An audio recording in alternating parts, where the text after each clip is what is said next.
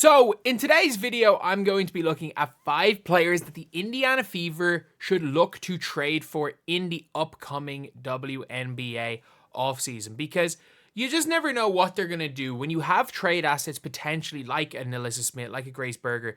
Do you want to go all in, or do you want to go and try to stay young? I don't know what they're going to be doing, but these are players that I think they should at least look at. Obviously, you're not going to just pick up all these players, but these are 5 players that I do think could be available, and I think could be very, very nice for the Fever if they're able to get even one of them.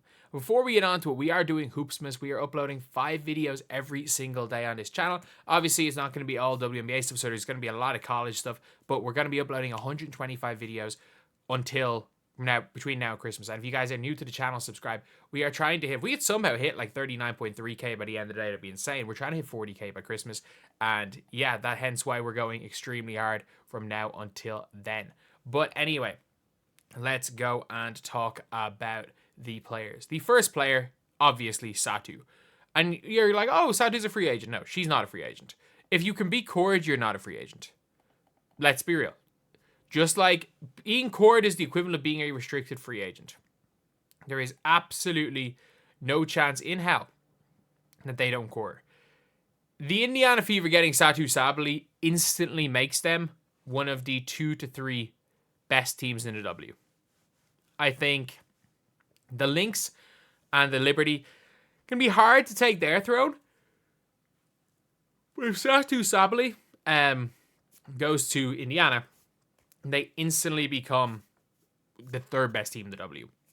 And if it all clicks, maybe the 2nd, maybe the 1st best team, if we're being honest. Satu does everything. She plays defense. She shoots the lights out. Oh, when she wants to, she plays defense. She can handle the ball. She is a unicorn. She does everything. She is that good that in a redraft, there will be talk of potentially New York taking her over even Breanna and Sue. The only problem with Satu Sabally is her durability. And that is an issue, is that Satu has not played a lot of games. She's had one fully healthy season in her WNBA career where she made the All-W first team. Healthy, top 5 player in the world, but the problem is that she has had health issues basically her entire career. Another player that I think the asking price can be a lot less. I think the Washington Mystics are going to be they're going to be having a fire sale. So what I think the Washington Mystics are going to do is, I think they're going to be trying to, if at all possible, they're going to be trying to get off and get whatever assets they can for their players, because they fired their coach and their GM because their coach and their GM did not want to tank, which means they're tanking. So you're not going to be tanking with Ariel Atkins on your team. And Ariel Atkins, you might be saying, she's not big, but you don't need, in the WNBA, there is nobody switches. There's no switching involved. It makes no difference. She can guard small forwards. I don't care that she's 5'10". She can guard the 3. Caitlin Clark can guard the 3 at times. We saw small forward Erica Wheeler as the best version of Erica Wheeler last year. Ariel Atkins would solve so much of the team's problems. She is a mediocre shooter.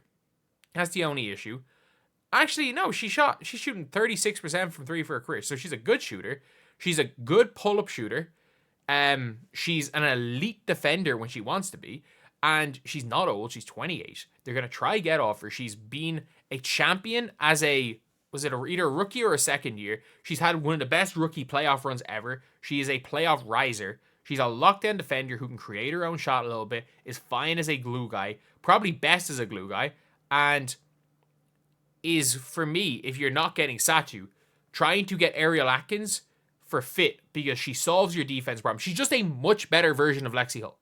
A significantly better version of Lexi Hull. Lexi Hull is a pest on defense. She gets in lanes. She dives all over the floor. She takes charges, whereas Ariel Atkins is lockdown. So I would see if you can get an Ariel Atkins if you're the Indiana Fever. And I would also inquire about Steph Dolson as a backup big, because Steph Dolson, she averaged 9 points a game. She was started at the 5 for Washington. I don't think Washington are going to look to keep Dolson. I wouldn't be shocked if they don't protect Steph Dolson and they go young and protect Sika Kone and Jay Melbourne, and then they go and leave Steph Dolson go to the Valkyries. If you can make some sort of a trade with Washington, if they do protect her, you give maybe a 2 seconds and a couple of seconds and Katie Lou to match contracts, just so that Washington, even in a down year, they have the two Samuelson sisters and young players, and fans might keep showing up for that. You can get Dolson probably on the cheap. What Dolson would be is a much better version of Damaris Dantas. She's not quite as, like, she's not as slow as Dantas. She's a true center. They're not going to attempt to play her a power forward. She's going to shoot the lights out. She probably can't really play with Aaliyah Boston too much, depending on the lineups you're going to have to run. Unless Aaliyah Boston, like, to be fair, if Aaliyah Boston shows up, like, in get match sharpness and match conditioned this year, which she didn't last year, Aaliyah Boston might be able to play limited minutes to 4. But I think she's just a better version of Dantas. And especially if you lose Dantas in the expansion draft. Like, if Dantas is still there, you don't make that trade. But if you lose Dantas in the expansion draft, someone like a Steph Dolson, who does match contracts with Katie Lou, could be a nice pickup. Another player to look for, I would say, and these are kind of the big free agent or big trades. These three are probably the three main ones that I would look for if I was Indiana, that I think are going to be available and aren't going to cost them their 2020. Other than Satu, neither of these two are going to cost them their 2025 first round pick, which I think could be gold dust because Malonga is dominating overseas. I think Anissa Morrow could be an incredible fit for this team. I think Sonia Citron, if she refigures out how to shoot the ball, could be a good fit. So there's going to be so many players. Janai Barker could be there at 8. Like, I would not trade that 8 pick unless it gets you Satu. But another player I would look for is someone like a Meg Gustafson. If you lose Damaris Dantas in the expansion draft, she's gonna have the same like salary. And if you are looking for someone like the like at the Aces, you could probably go and get yourselves. And I hate saying this, but like, you could get yourselves just locker room chemistry players. You can, like, we've seen the power of friendship in the NBA. Like, you can probably, for Nalissa Smith and contracts, something to even out the contracts. Let's just say Nalissa Smith and Dantas are still on the team. You could get Kate Martin. Actually, you could probably just straight up make a Dantas for Meg Gustafson. I just think Meg Gustafson suits better. She's not the greatest defender, but she tries on that end of the floor, and she runs hard.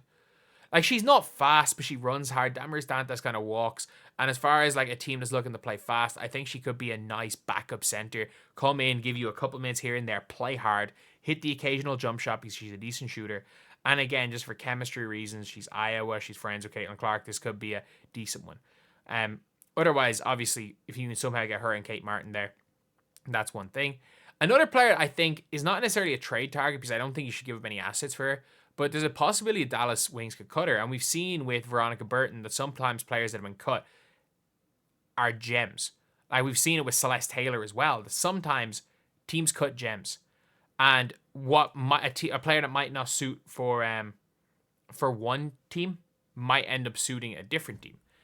And for me, that could be like a Lou Lopez Seneschal, who is a lights out shooter. She was incredibly good at Fairfield. She was incredibly good at UConn. Look, it did not work out for her at Dallas because she's not a bad team defender. She's not a great individual defender. And that team was just all offense. I think in a Stephanie White system, just as a 6'1" shooter, she could play a role. Shout out Mimi, by the way, in this picture. But I think that she hasn't really gotten a chance. She was the 5th pick in 2023. And like, she was drafted ahead of Grace Berger. She was so good at UConn that I'm like, I think she deserves some sort of a chance somewhere. And I'm interested in seeing what's going to happen because I have a feeling the Wings might cut her. She barely played last year.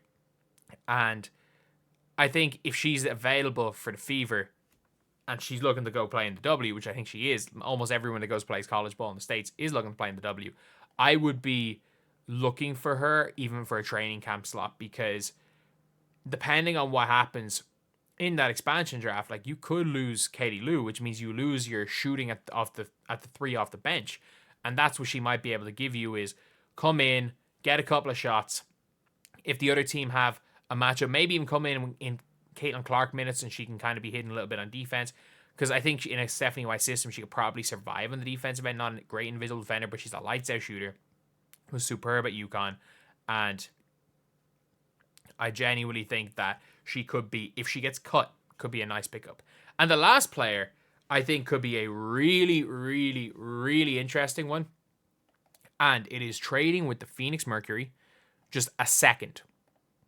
I genuinely think for a backup point guard in Clara Lundqvist, if you lose Grace Berger in the expansion, I would trade the Phoenix Mercury, have her rights. Anyone with a brain would come to the WNBA to play with Caitlin Clark. I think Clara Lundqvist, I don't know where she's playing at the minute. She is playing in Spain, so she can come over. There's not going to be prioritization rule issues. Sweden aren't good enough, I don't think, to make Eurobasket. But she is like putting up a silly amount of points in when she plays for Sweden. But when she is playing in Spain, it's not that she's like dominating. She's doing fine. She's averaging 12 points in Euro Cup. But she is the best rebounding guard I have ever seen. She is 5'8" point guard who can pass. She can score a little bit. And she is a absolute like rebounding machine for the guard. She plays her ass off. I think as a backup, if you lose Grace Berger and you're not keeping Erica Wheeler, I think she could come over and she could do a job. Especially because the cost of her is probably maybe it could be a third. You could probably get her for a third round pick. Like, her rights are just being passed around every WNBA team. And I do think that she is a Julie Van Loo level player, as in good backup, poor starter. And the reality is that I think she's as good as an Erica Wheeler. Especially because she's younger. And even if you want to keep an Erica Wheeler there for a year, like, for another year, fine. But if you're not keeping Wheeler and Grace Berger gets taken in the expansion, I would look for someone like her. So anyway, yeah, that is the video. Let me know what you guys think in the comment section below. And as always, thank you guys for watching. Please like, comment, and subscribe.